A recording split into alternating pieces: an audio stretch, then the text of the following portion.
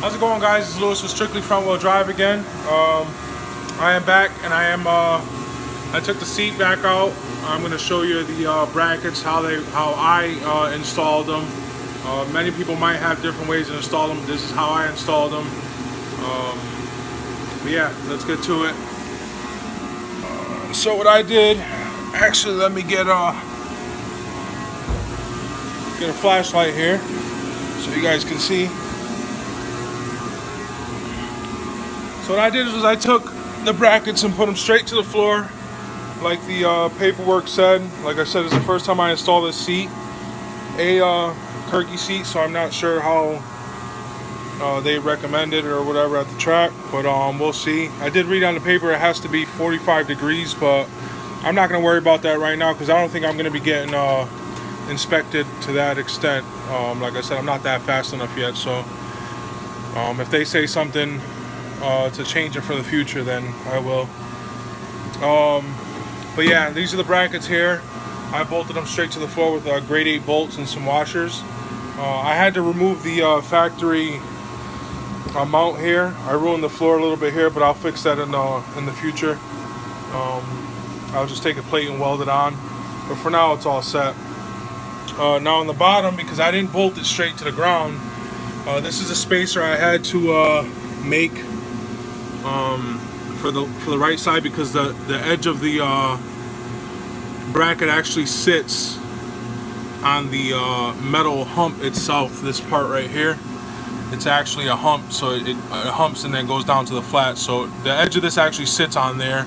So I made this bracket on this side just to kind of give it some support so it doesn't bend and sink down, and it worked out pretty well. It's pretty strong. So on the bottom here, I'll show you guys the bolts and the plates I made. So it's not to the bare floor. I got the grade 8 bolt going through. These are gonna get cut because they're obviously too long. I only have to cut these left sides because the right side actually, if I could zoom in there, actually looks good. So I made these plates here. Well, me and my dad did, to go on underneath of them.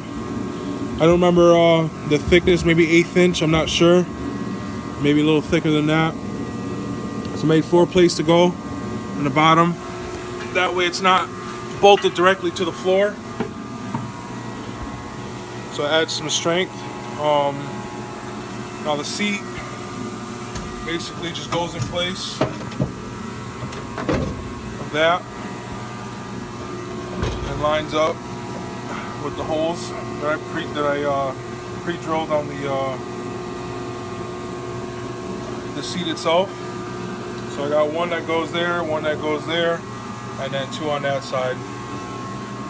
The reason being that I had to make that spacer. Some of you might be wondering why I didn't push it over more and avoid that hump. Well, I didn't feel center enough in the passenger or in the driver's seat when I sat down originally, when I had it over here.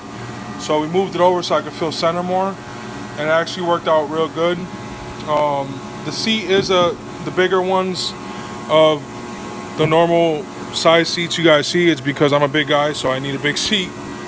So that's basically what I did. Bolted it down, and I'm just gonna bolt these,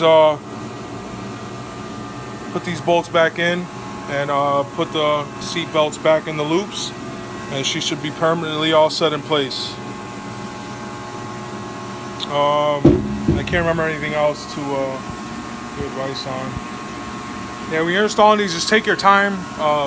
You know, there's really not a lot of videos that let you know how to install these. The instructions somewhat tell you how to do it, which is, you know, how I was able to get it done. But yeah, just take your time and you know, measure twice, cut once, and you'll be able to get it done. But yeah, if you have any questions, comments, leave them below, and I'll catch you in the next one. Thanks, guys.